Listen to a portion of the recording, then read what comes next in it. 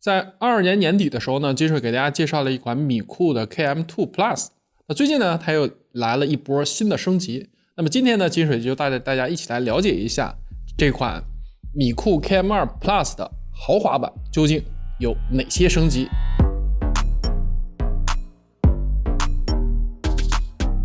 Hello， 大家好，欢迎来到金水神技能，我是带大家玩电视盒子的金水。这次这个包装呢相对比较简洁，我们打开之后呢就可以看到机器的本体啊，一个遥控器，一个12伏1安的电源和一个 HDMI 的线，一本说明书。那这次非常遗憾呢，金水拿到的这个呢并没有送电池。那大家可以看到这个机身呢它是通体为白色，那顶盖呢加了一块树脂啊，非常透明，高级感十足。那正面呢是3个状态的指示灯，右侧2个 USB 2.0， 一个 microSD 的卡槽，背面呢一个 IR 的接口，一个音频的光纤接口，一个 AV 接口，一个 HDMI 2.1 的接口，一个千兆网口和一个 DC 的接口。底部呢则是大量的散热开口和一个防滑吊垫。尺寸呢是 10.10 乘 10.10 乘 2.2。那整机的重量呢不到200克。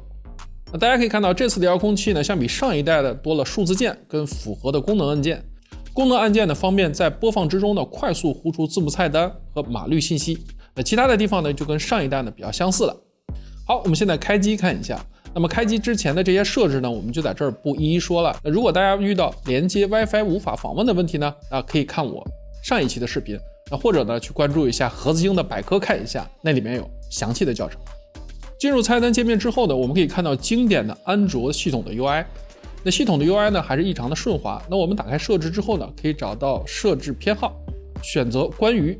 这个时候呢，我们可以看到一些基本的信息。主要呢还是可以看到奈飞的正版授权码。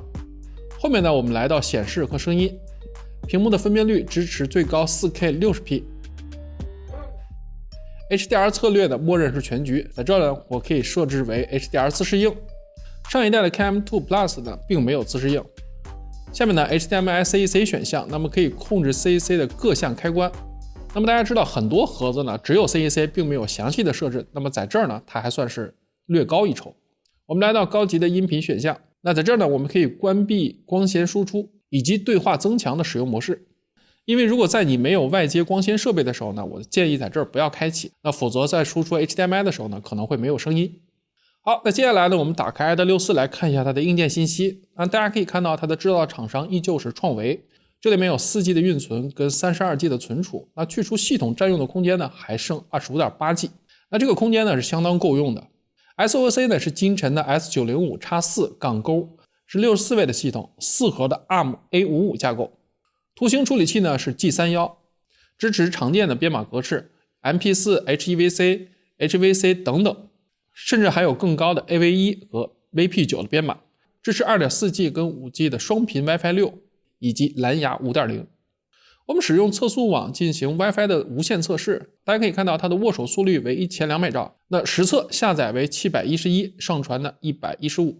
有线这边呢就有点拉胯了，下载呢是218，上传呢114。其实我也不知道为什么，那我在这儿呢也测试了很多，不知道是不是我手里这台机器的个案。那有线的传输速度呢相对比较孱弱，无线的网络传输呢还真的是不错。那接下来呢我们来看一下它的流媒体的表现。我们这里使用 HDR 的显示器进行输出， AV1 4K HDR、VP9 4K HDR 的影片呢都是可以正常的识别和播放的，播放起来呢也比较流畅，没有丝毫的卡顿。本地视频解码呢使用 VLC 播放器播放 4K Atoms、 4K HDT， 甚至是 4K HDR、4K IMAX 或者是蓝光圆盘都是可以正常的播放的。色彩映射呢也非常的准确。由于我这个显示器呢暂时不支持杜比世界，那接下来呢我们换一台雷鸟的 C515 的电视来进行测试。我们打开视频之后呢，大家可以在片名的后方呢可以看到是否支持杜比世界，点开播放呢也是毫无压力的，只不过这儿呢确实有一点麻烦，那后面呢我们会给大家讲到。音频解码呢也可以支持常见的 EAC3、DTS、DTS-HD、ACC 的影片呢都是可以正常的播放的。True HD 的播放是没有问题的，但是在这儿呢它并不支持透传。那相比上一代的米库 KM2 Plus， 那这一代的豪华版呢相比上一代呢看起来呢更加的精致，更加的美观了。但是性能方面呢也有不少的提升，2G 的运存呢直接翻倍提到了4G， 内存呢从16G 提升到了32G，双频的 WiFi 5也升级到了双频的 WiFi 6。那原本的100兆的网口呢，直接给到了1000兆网口。那整个的硬件呢是能给的都给的。那比较可惜呢，就是 USB 呢却只给的 2.0。价格方面呢，比上一代呢也没贵出太多。那不足的地方呢，其实也是同样存在的。SuperHD 不支持透传的，那 HDR 的策略呢，一如既往的是全局默认。那杜比世界的选项呢，也无法手动调节。那 HDR 的策略设置成自动，那流媒体播放的菜单呢，它是可以显示双杜比的，但是在播放的时候呢，却是无法点亮双杜比。那貌似呢，输出只有 HDR。那想要正确点亮杜比世界呢，还需要把 HDR 策略呢调整成全局设置才可以。但是呢，瑕不掩瑜，总体来说呢，这款电视盒子相较同价位的电视盒子呢，综合表现呢还是非常不错的。在同规格里，它的性价比呢也是非常突出的。不知道大家对它的看法究竟如何呢？欢迎在评论区留言。那本期视频的内容呢就先到这里。如果你喜欢这样的视频，或者这个视频对你有所帮助的，麻烦大家给个3连。YouTube 小伙伴呢记得点开那个订阅的小铃铛，这样你才不会错过任何一期最新影片的推送。